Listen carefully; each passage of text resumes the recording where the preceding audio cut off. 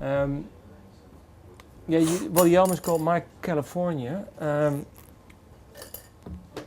That's a bit of maybe a strange question, but um, how has your personal California changed through the years now?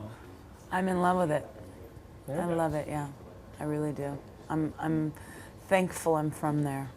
And every day I get to wake up with my husband and we go on the balcony and we look at this blue sky and it's warm and we take walks up in the mountains and we go fishing. We love it. Yeah, I love it now. Has it always been this way? No, I was very intimidated, especially by the industry in Los Angeles, the music industry. And I always felt less than, and I always felt like everybody else was an asshole and totally career obsessed. And I think people still are career obsessed, but I don't look at it as them being shallow. I look at them as being people who feel like they have a lot to say, and it's a struggle to get it out there to people. So there's that frustration, you know. And I also don't feel scared around LA anymore. I look at it as a very small town now. You know? Can you actually all be at home by yourself now? Yes. That's good. Yeah. When did you actually fell in love with California? I think when I married Scott, I started to get softer about it, and he helped me to see more beauty about it, you know. But he helped me to see beauty about me. And I think when I started to see that I wasn't so bad after all, my surroundings became brighter, you know.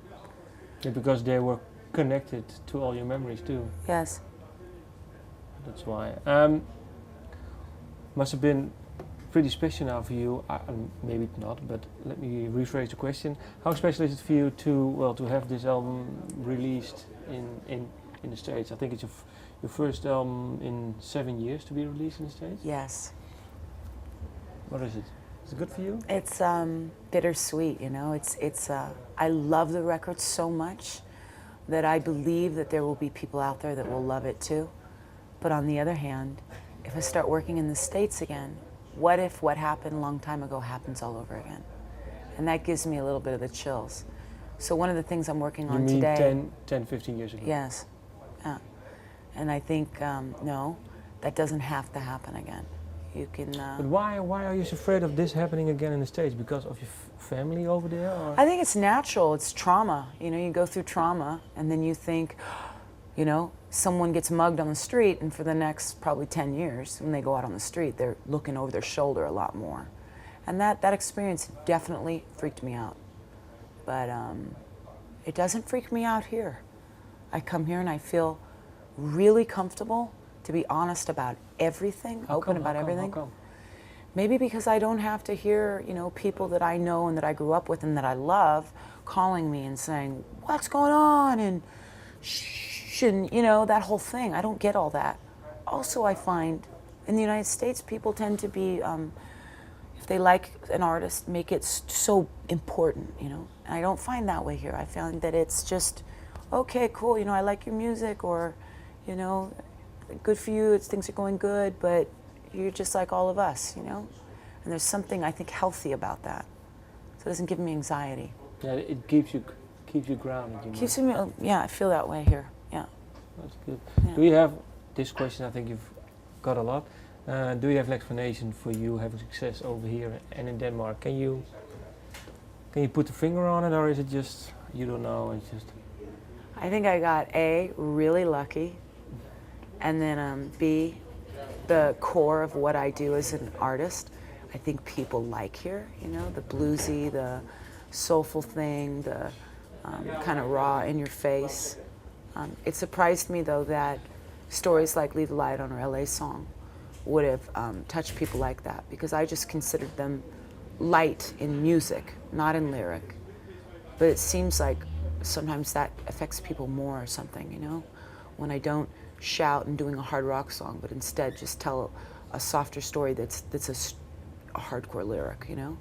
So that's kind of the thing I'm looking at more now, and I'm interested in diving a little deeper and just exploring that part of music a little bit. You mean not screaming and doing rock, but more, let's say, telling honest stories? More writing of that kind, not necessarily though for me to sing, you know? I think the kind of records I've done are something that I hope to do forever. You know, I like mixing it up. I like there to be different colors all over the record. My live show will never change. That's what it is.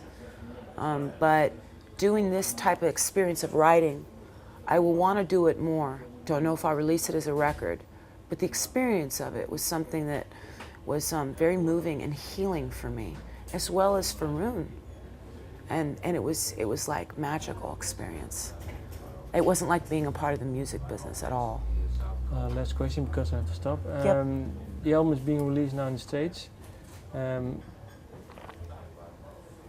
Do you finally want to achieve that #1 hit? Would it be nice to have a #1 hit? Well, yeah, you'd make lots of money and you'd get lots more people coming to your shows. You could tour more, your band could play more, maybe I could buy a house. That'd be great. But I don't have any expectations of that. I've been doing this a long, long time. And the biggest thing I ever had was LA Song and then learning to live in Denmark. So I don't have expectations of that anymore. I've learned my lesson. That you do the work you love and you get out and you hope the people that come to see you enjoy the show. And that's all I expect, is just to do the work. Well, I was asking this question because maybe I don't know, maybe you were saying, well, I like the album to be released in the States, but please don't let it be that big success, because I don't know. Please don't let it be what? A really big success, because maybe I don't know if I can handle it. Absolutely. Yeah, that is the truth. I wouldn't want to admit that, but that is the truth. Yeah. It's scary. It's just scary for me there. It's gigantic, and it becomes such a big deal, and I don't think that it should be that way. It is, but not for me. I don't, I think it's nice to get up and play for 2,500 people or 1,000 people, and that be your audience. And so maybe it's just, yeah. It's the atmosphere over there, the culture that artists they really are big and people worship and admire them. Yes. And maybe artists themselves, you for example, don't feel yourself don't feel yourself as being more than other people. So that's a bit strange. It's really hard to deal with sometimes. I mean, it's harder for me to deal with believing the bullshit that I'm some fucking, from some other planet. That's bullshit. Yeah. I don't want to be from another planet. I don't want to be up on the mountain looking down at the people that I need. I need people, Because a lot of my ideas of how to do good in life aren't good ideas. I get myself into trouble. So because I've leaned on people and listened to people, it has given me a life, Not doing it my way has helped me a lot. Oh. Nice ending. Thank you. Thank you.